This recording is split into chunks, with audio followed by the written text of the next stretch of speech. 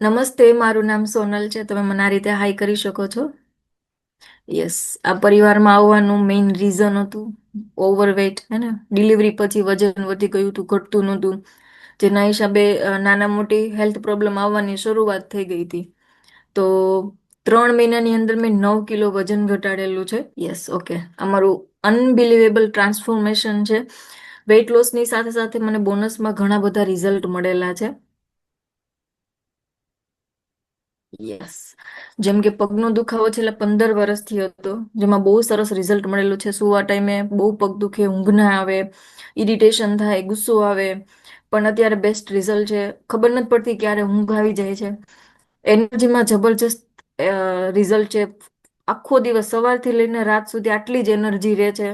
ગુસ્સો ગુસ્સો નથી આવતો. મારી જેમ ઘણા બધાને ગુસ્સો બહુ આવતો હશે, બટ અહીંયા આવ્યા પછી બેસ્ટ રિઝલ્ટ છે. ગુસ્સામાં, પોઝિટિવિટીમાં જનરલી કેવું થાય કે એક તો કંઈક ને કંઈક આપણને થતું હોય, હેલ્થ ચેલેન્જીસ આવતા હોય, થાક લાગતો હોય, કામ ન થતું હોય, ને ઘરમાં કામ બહુ બધું હોય, બાળકો નાના હોય એમને સાચવવાના, ફેમિલીનું બધું કામ હોય, તો પહોંચાય નહીં ક્યાંય, અને ગુસ્સો આવે. આપણાથી થતું ના હોય ને એટલે આવું થાય ને. ગુસ્સો પછી કોના પર નીકળે? બાળકો પર, જે બિચારાનો કંઈ જ વાંક ના હોય.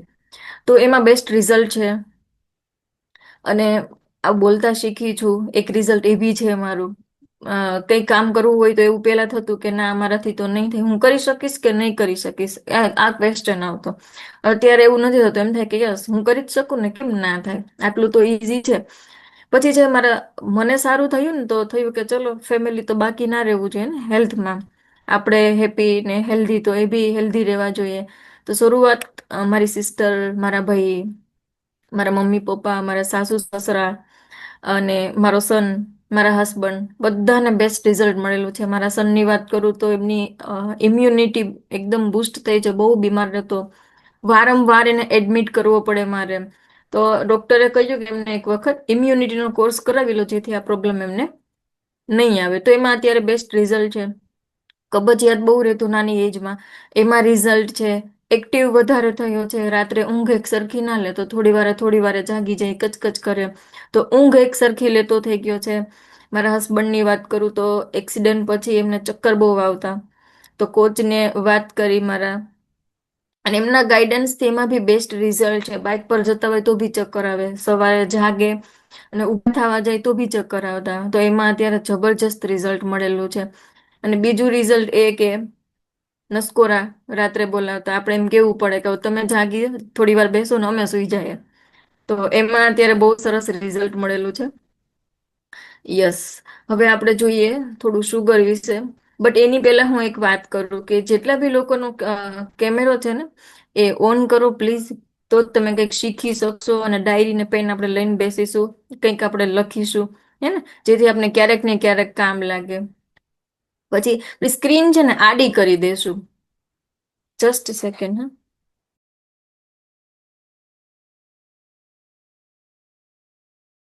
અને સોનલ મેડમ એક સરસ વસ્તુ કીધું કે એમનું રિઝલ્ટ આવ્યું ને, તેમને બધાથી પહેલા એના ફેમિલીમાં કોઈ વ્યક્તિ બાકી નથી.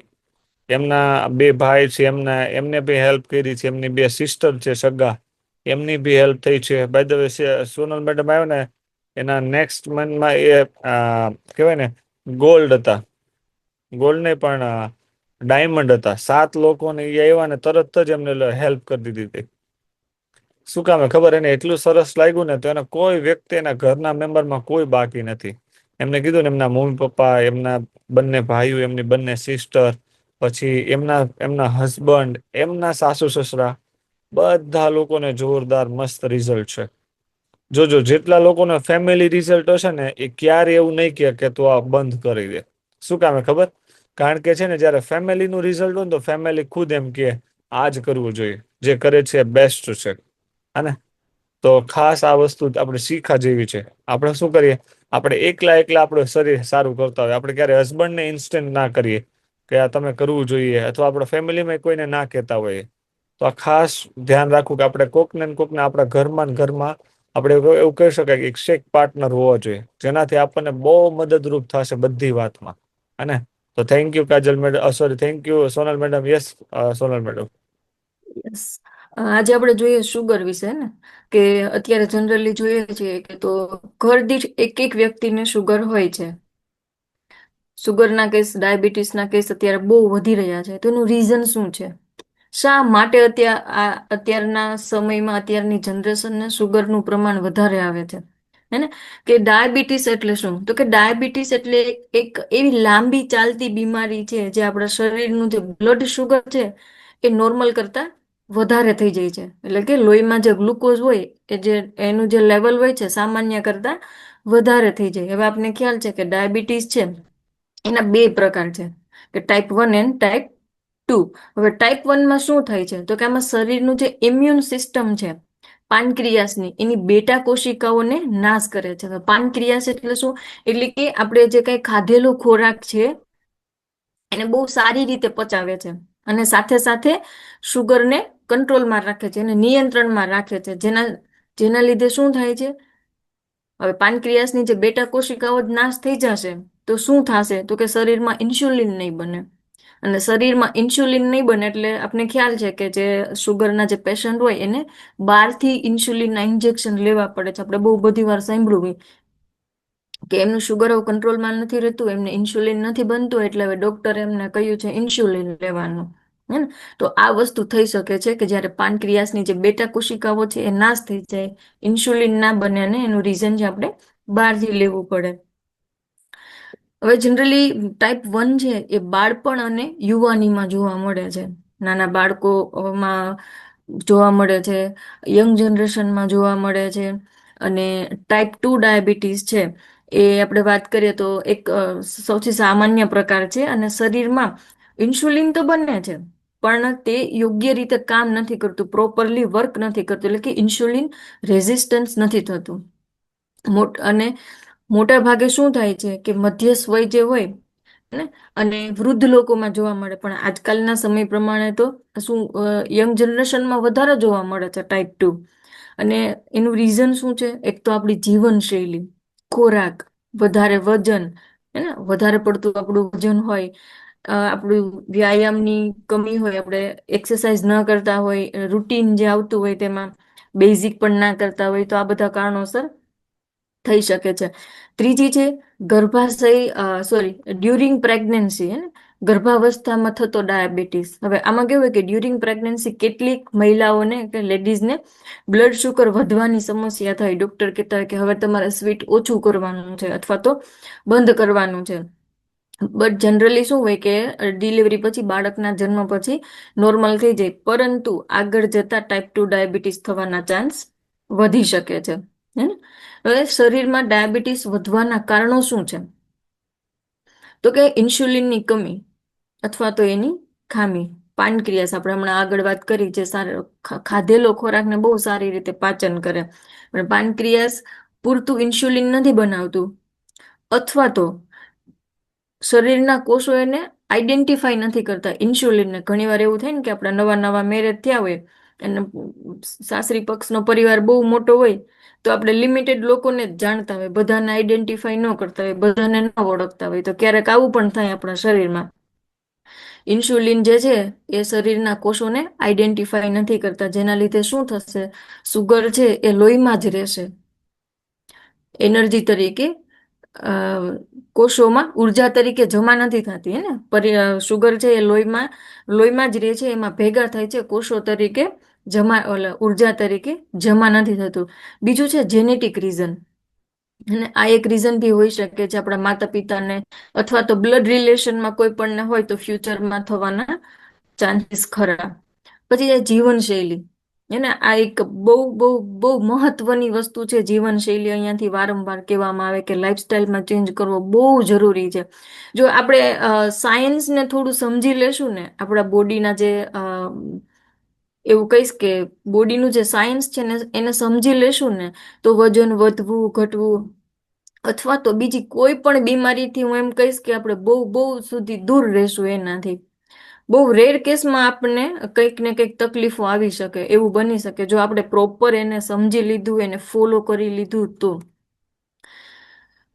વધારે પડતું તેલ મસાલા વાળો ખોરાક, હે ને, આપને ટેસ્ટી થોડું વધારે ભાવતું હોય, થોડો કઈ મસાલો ઓછો હોય તો એમ થાય કે આજે જમવામાં મજા ન આવી. વધારે સ્વીટ ખાવું, જંક ફૂડ ખાવું, ફૂડ પેકેટ ખાવા, આ બધી વસ્તુ ટાળવી જોઈએ. પ્રોપરલી હું તો એમ કહું અવોઇડ કરવી જોઈએ. શારીરિક પરિશ્રમ હે ને, આપણા બેઠાડું આપણું જીવન હોય, શરીરને કોઈ શ્રમ જ ના પડતો હોય તો એવી પરિસ્થિતિમાં પણ આપણને શુગર વધવાના ચાન્સ ખરા. હે ને, વધારે પડતો વજન મેં આગળ પણ વાત કરી. બીજું છે માનસિક તણાવ, સ્ટ્રેસ. ને લાંબા સમય સુધી આપણે સ્ટ્રેસમાં રહેતા હોય, કોઈ પણ વાતનું આપણે ટેન્શન લઈને બેઠા રહેતા હોય, ઊંઘની કમી, આપણે ઊંઘ પૂરતી ન લેતા હોય, અનિયમિત આપણી જીવનશૈલી હે ને, આપણી લાઈફસ્ટાઈલ જે અનબેલેન્સ હોય તો પણ ડાયાબિટીસ વધારવામાં એનો બહુ મોટો ફાળો રહે છે. પછી છે ઉંમર. હે ને, ઘણી વખત આપણે એમ થાય કે મારી તો લાઈફસ્ટાઈલ બરાબર છે, અમે તો બહુ ખાવા પીવામાં ધ્યાન રાખીએ છીએ, બટ કેવું કે ઉંમર વધતા શરીરમાં ઇન્સ્યુલિનની કાર્યક્ષમતા, ઇન્સ્યુલિન જે કામ કરે છે એની કાર્યક્ષમતા ઘટી જાય છે, જેના હિસાબે પણ શુગર આવી શકે છે અમુક ઉંમર પછી.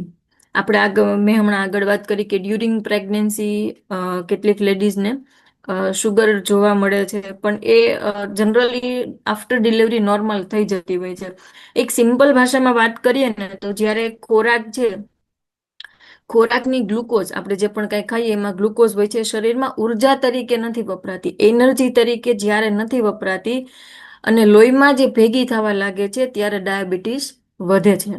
આપણે જે પણ કંઈ ખાઈએ છીએ એમાં ગ્લુકોઝ રહેલું હોય છે અને એ ગ્લુકોઝ છે એ શરીરમાં એનર્જી તરીકે નથી વપરાતું, તો લોહીમાં ને લોહીમાં ભેગું થાય છે અને ત્યારે ડાયાબિટીસ વધે છે. પછી છે ડાયાબિટીસના લક્ષણો શું છે, આપને ખ્યાલ કેમ આવશે કે સ્ટાર્ટિંગના જે સિમ્ટમ્સ હોય તો કે એક તો વારંવાર પેશાબ જવું, હે ને, વોશરૂમ લાગવી વારંવાર, અને ખાસ કરીને રાત્રે, જ્યારે રાત્રે વધારે પડતું જવું પડે, પાણી તમે ના પીધું હોય તો આપણે ખાસ ચેક કરાવવું પડે. બીજું છે વારંવાર તરસ લાગવી.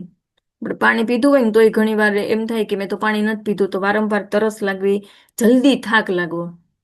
એને અત્યારે આપણને વધારે જોવા મળે છે, ખાસ કરીને લેડીઝમાં થાક બહુ લાગે. અ, થોડું કંઈ કામ કરીએ અથવા તો કંઈક એવું, હવે હમણાં દિવાળી નજીક આવે છે તો આપણે સાફ સફાઈ બધું ઘર કામ તે કરવાના, તો નબળાઈ આવી જાય. એક બે દિવસે જો આવો લોડ પડે, વર્કલોડ, તો નબળાઈ આવી જાય, જલ્દી થાક લાગવો, એ બી એક છે. પછી જે વજન ઘટી જવું, એને આપણે સારું એવું આપણે ખોરાક લેતા હોય તોય આપણે ઘણી વાર એમ થાય ને કે હું તો બહુ સરસ રીતે વ્યવસ્થિત જમું છું છતાંય મારો વજન ઘટી ગયો, તો વજન ઘટી જવું. પછી છે ભૂખ વધારે લાગવી, તો એ બી એક રીઝન છે. જરૂર કરતા વધારે આપણને ભૂખ લાગવી, એને બ્લાઇન્ડ બ્લડ વિઝન, ધૂંધળું દેખાવું, ઝાંખું દેખાવું. મેં રિસેન્ટલી સાંભળેલું છે, અમારા એક રિલેટિવને, દૂરના રિલેટિવ છે, એમને શુગરના લીધે ઝાંખું દેખાવા લાગ્યું, તો એ બી રીઝન છે. પછી નાના નાના ઘા, હે ને, આપણે નોર્મલી બી લાગ્યું હોય ને, સાંભળેલું હશે બધાએ કે એમને શુગર છે ને તો કંઈ પણ તકલીફ આવી હોય, કંઈ વાગ્યું હોય તો એમને સાજા થતા વાર લાગે. નાના નાના ઘા કે ઈજા આપને કંઈ થયું હોય, કંઈ વાગ્યું હોય તો એને સાજા થવામાં ટાઈમ લાગે. અને સ્કિન ઇન્ફેક્શન થઈ શકે, ખંજવાળ વધારે આવી, હાથ પગમાં સોજા ચડવા, આવું બધું થઈ શકે. હમણાં સરે વાત કરી ને કે પોઝિટિવની, તો મને એક વાત યાદ આવી ગઈ. અમે હમણાં મારા મામાજીના ઘરે ગયા હતા, એમના ઘરે, તો ત્યાં વાત કરતા હતા. મારા જે ભાઈ છે એમના એક પાર્ટનર છે અને એ બિલ્ડર છે, અને એ બિલ્ડરના વાઈફ છે એલઆઈસી ના એજન્ટ. તો જનરલી હસબન્ડ હોય, વાઈફના નામ કયા નંબરથી, અરે સોરી, એને નંબર છે કયા નામથી સેવ કરતા હોય, અથવા તો એનું નામ હોય કે કંઈ પણ નામથી સેવ કરતા હોય, તો એ બિલ્ડરે એના વાઈફના નંબર એટલા પોઝિટિવ જુઓ કે એને નામ લખ્યું છે કે ઇન્ડિયાઝ નંબર 1 એલઆઈસી એજન્ટ. આટલી પોઝિટિવિટી, એ કે હું એટલું નામ લખીશ, જ્યારે જ્યારે ફોન આવશે તો મારા માઇન્ડમાં એ આવશે ને કે ઇન્ડિયાની નંબર 1 એલઆઈસી એજન્ટ હે એમ. તો મારા જે પોઝિટિવ છે યુનિવર્સમાં પાસ થશે, તો એ ઓટોમેટિક બની જશે. બોલો, એના વાઈફ તો એટલા પોઝિટિવ, એના હસબન્ડ એટલા પોઝિટિવ. તો આપણો એક વિચાર છે ને, યસ ચિરાગ સર, આપણો જે વિચાર છે ને એ બહુ બધું પેલું કરે છે. એની બહુ તાકાત છે આપણા એક વિચારની પણ. Yes sir. યસ, અને તમે જે આ વાત કરી ને એમ જ મારા વાઈફ પણ આટલું જ પોઝિટિવ વિચારે. તો આપણે ચેક કરીએ ને આપણે શું કહેતા હોય આપણી વાઈફને અથવા આપણા હસબન્ડને, તારથી કાંઈ ન થાય, તું કરી જ ના શકે. અને આપણે શરૂઆત ક્યાંથી થાય ખબર, નેગેટિવિટીની આપણા ઘરેથી જ થાય. જ્યારે આપણા ફેમિલી મેમ્બર એમ કહેશે ને કે તારથી ન થાય, એનાથી જ થાય. અને ઘણા લોકો પૂછતા હોય, સર તમે કેમ આટલા સક્સેસ? તો હું ઘણી વાર કહેતો હોય, મારા વાઈફે મને ક્યારે એવું કીધું જ નથી તારાથી આ નથી થાય એમ. એમ જ કીધું તું કર, તારાથી થશે. અને ઘણા કોચ પણ મને પૂછતા હોય, સર તમે બહુ સરસ કરો, કેવી રીતે આ પોસિબલ છે એમ. તો આ મને યાદ જે સોનલ મેડમે કીધું ને એના ઉપરથી મને તરત ઇન્સ્ટન્ટ લાઈટ થઈ કે હા, બધાથી પેલા મને ક્યારેક ઘરેથી આવો પ્રોબ્લેમ નથી આવ્યો. અને આવે પણ મેં શું કર્યું છે ખબર, કામ એટલું બધું સરસ કર્યું ને કે ક્યારે પ્રોબ્લેમ નથી આવતો. અને એના માટે હું બહુ મહેનત કરીએ. એવી જ રીતે આપણે આપણા હસબન્ડને ઘણી વાર કહેતા હોય તારથી કાંઈ નથી થતું, તું જોઈએ એવી મહેનત નથી કરતો, પણ એની જગ્યાએ ચેન્જ કરીએ આપણે બોલવામાં પણ. હે તો અને જો આપણાથી ના થતું હોય તો આપણે એવું એકાદ બે મહિના કરીને બતાવે ને, ઓટોમેટિક કહેશે કે તારાથી થશે. અને તો મને આ બહુ સરસ મેસેજ આવ્યો. હેલ્થમાં પણ એવું છે, જેને વજન ના ઘટતો હોય, જેની સુગર રિવર્સ ના થતી હોય, તો આપણે બસ પોઝિટિવ રહેવાનું છે. અને એકવાર રિઝલ્ટ લાવીને બતાવશું એટલે ઓટોમેટિક કહેશે પણ. યસ છે તો ઘણું બધું, પણ હું આપણે અત્યારે સુગરના ટોપિક પર વાત કરવી છે તો હું વધારે નહીં કહીશ. Yes Sonal madam. Yes, thank you sir. Yes. પછી બીજું છે કે હવે આપણે શુગરને સારી કરવા માટે, જે અત્યારે હાઈ લેવલનું શુગર રહેતું હોય તો એને રિકવર કરવા માટે આપણે શું શું કરી શકાય? તો કે ડાયટ કંટ્રોલ. એને આપણે આપણા જમવામાં આપણું જે બેલેન્સ ડીશની અહીંયાથી આપણે વાત કરતા હોય છે, ડાયટમાં કંટ્રોલ કરવો બહુ જ જરૂરી છે ને. તાજા શાકભાજી ખાવા જોઈએ, પછી છે સલાડ ખાવું જોઈએ, દાળ એને આખા અનાજ ખાવા જોઈએ, પછી એ વધારે સ્વીટ નહીં ખાવાનું, ગોળ, તળેલું, સોફ્ટ ડ્રિંક્સ આવું બધું ન લેવું જોઈએ. ડૉક્ટર જનરલી જ્યારે શુગરના રિપોર્ટ કરાવવા જાય ને, શુગર હાઈ આવે અથવા તો નોર્મલ કરતાં થોડું વધારે આવે તો ડૉક્ટર આવા સજેશન આપતા જ હોય છે ને. ભાત ખાવાની ના પાડે, ચોખા ને બટેકા જેવી આ જે કાર્બોહાઈડ્રેટ વાળી જે વસ્તુઓ છે એને ઓછા પ્રમાણમાં લેવી જોઈએ. પછી એ દિવસમાં 4-5 વાર ખાવું જોઈએ. થોડું થોડું કરીને ખાવું જોઈએ. ભલે 5 થી 6 વખત ખાઈએ પણ થોડું થોડું, જો કે જનરલી આપણે બધા જ કરી શકીએ. દિવસમાં 4 વાર ખાઈએ, 5 વાર ખાઈએ, પણ થોડું થોડું અને ચાવીને જમીએ. એને નિયમિત એક્સરસાઇઝ દરરોજ ઓછામાં ઓછું 30 મિનિટ ચાલવું જોઈએ. જેમને શુગર છે ને એમને ખ્યાલ હશે કે ડૉક્ટર એમને એમ કે તમારે વોકિંગ કરવાનું છે. મને ખ્યાલ છે મારા સાસુને શુગર છે ને, ડૉક્ટર એમને બહુ એવું કે તમારે ખાસ વોકિંગ કરવાનું છે. જોજો જેમને શુગર હશે ને એ લોકો એક્ટિવ વધારે હોય, એમના શરીરનું બહુ હેલ્થમાં બહુ અવેર હોય, બહુ કેર કરતા હોય. એ લોકોને જોઈને એવું લાગે નહીં કે અમને શુગર છે એમ. કેમ કે એનું બોડી છે ને એ રીતના વર્ક કરતું હોય છે. અને મેં એવાય લોકોને જોયા છે જેમને શુગર છે અને બિલકુલ ધ્યાન નથી રાખતા. એ એમ કે કાલ કરતા ભલે ના જ મરી જાય. કોને ખબર ક્યારે ફોટા ઉપર હાર ચડી જશે. મેં આવું આવું સાંભળેલું છે. તો એમનું બોડી છે ને એ દેખાઈ આવે કે અમને શુગર છે. આપણે પેલું કેવું કે કાઠિયાવાડી ભાષામાં આપણે કહીએ કે શરીર છે ને એકદમ લૂઝ થઈ જાય, કોથળા જેવું થઈ જાય. જેમને શુગર છે એમને ખ્યાલ હશે. તો આપણે આવું થઈ શકે તો દરરોજ ઓછામાં ઓછું 30 મિનિટ તો ચાલવું જ જોઈએ. આપણું વજન છે એને કંટ્રોલમાં રાખવું જોઈએ, બેલેન્સ રાખવું જોઈએ. યોગા છે, સાયકલિંગ છે, જે ગામડે રહેતા હોય એમને જો સ્વિમિંગ આવડતું હોય, તરવાનું, તો એ બી કરી શકાય. અને હળવો વ્યાયામ પણ, એક્સરસાઇઝ, હળવી જે એક્સરસાઇઝ છે 2-5 મિનિટની, એ બી બહુ ફાયદાકારક છે. પછી છે દવાઓ અને ઇન્સ્યુલિન. એને ડૉક્ટરની સૂચન મુજબ ડૉક્ટર જે સજેશન આપે એ મુજબની ગોળીઓ છે, જે ટેબ્લેટ છે, અથવા તો ઇન્સ્યુલિન ઇન્જેક્શન, કંઈ પણ જે ડૉક્ટર સજેસ્ટ કરે એ બધું આપણે પ્રોપર ફોલો કરવું જોઈએ. હા, એક બીજી વસ્તુ કે ક્યારેય દવા છે એને જાતે બંધ ના કરવી જોઈએ. એને અહીંયાથી સર આપણને ઓલવેઝ કહેતા હોય કે અહીંયાથી જે કંઈ પણ શીખવવામાં આવે છે એ એમનેમ ક્યારે એપ્લાય ના કરવું, એક વખત તમારા કોચ સાથે ડિસ્કસ કરી એન્ડ ધેન તમારે અપ્લાય કરવું. એવી જ રીતે આપણે કંઈ પણ તકલીફ હોય ને તો કોઈ દવા જાતે બંધ ના કરવી, એક વખત આપણે ડોક્ટરની જરૂર આપણે એડવાઇસ લેવી જોઈએ. પછી છે લોહીનું શુગર, એને ચેક કરવું. HbA1c નો એક ટેસ્ટ આવે છે, દર મહિને કરાવવાનું હોય છે. ડોક્ટર કહે છે કે તમારે દર મહિને ટેસ્ટ કરાવવાનું, તો એ આપણે રેગ્યુલર કરાવવું જોઈએ, જેનાથી આપણે ખ્યાલ આવશે કે બ્લડ શુગર છે એ કેટલું છે. જે તણાવ ઓછો કરવો હોય ને, સ્ટ્રેસ, શુગર એમને સ્ટ્રેસ બિલકુલ નથી લેવાનો, બને ત્યાં સુધી ટાળવાનું, કેમ કે આપણા હાથની કોઈ વસ્તુ છે નહીં, બધું ઓટો ફ્લોમાં જ બધું ચાલવાનું છે. એટલે આપણે બહુ સ્ટ્રેસ લેશું તો કંઈ ફરક નથી પડવાનો. તો સ્ટ્રેસ લેવાથી શુગર વધી શકે છે. તો સ્ટ્રેસને ઓછો કરવા માટે શું કરી શકાય? એક તો પૂરતી ઊંઘ લેવાની છે. બીજું છે તમે યોગ કરી શકો, ધ્યાન કરી શકો, મેડિટેશન કરી શકો. તો એનાથી વસ્તુ બહુ નાની નાની છે, બટ આપણને બહુ હેલ્પફુલ થશે. તો આ રીતે આપણે કરી શકાય. યસ, તો મને જેટલું આજે શીખી હતી, જેટલું નોલેજ હતું, એ મેં તમને લોકોને આપવાની થોડી ટ્રાય કરી છે. સો મચ, તમે બધા ધ્યાનથી સાંભળતા હતા. બહુ બધા લોકો ડાયરી એન્ડ પેન બેઠા હતા અને નોટ ડાઉન કરતા હતા. તો થેન્ક યુ સો મચ, તમારા બધાનો ખૂબ ખૂબ આભાર. એન્ડ સર વાત કરતા હતા કે જો એમની પાસે ફોટોઝ આવી ગયા હોય તો એ આપણને શેર કરે લાસ્ટ LSD ના. And thank you every. Okay, તો થેન્ક યુ સોનલ મેડમ, એકવાર જોરદાર ક્લેપ કરીએ. સરસ મજાનો શુગર વિશે આપણે ઘણી વાર વાત કરતા હોઈએ છીએ, પણ એમને બહુ નાની નાની વાત કરી ને, ઇન્સ્યુલિન વિશે વાત કરી. ઘણા લોકો ધ્યાન રાખતા હોય, ઘણા લોકો નથી રાખતા. એમ ઘણા લોકો એમ કે આજ જાઈન કરતા કાલ જાઈન કરતા આજ જતા રહી, એવું બધા શબ્દ બોલતા હોય. પણ એકવાર બેસીને પૂછો ને કે તમારે ખરેખર શુગર સારું કરવું છે, તો એ હા જ પાડશે. ખાલી બોલે કે આજ જાય ને કાલ જાય એવું, હે ને? તો ઘણી બધી નાની નાની વસ્તુ છે જેનાથી ધ્યાન રાખવાથી ઘણા બધા બેસ્ટ રિઝલ્ટ મળી શકે.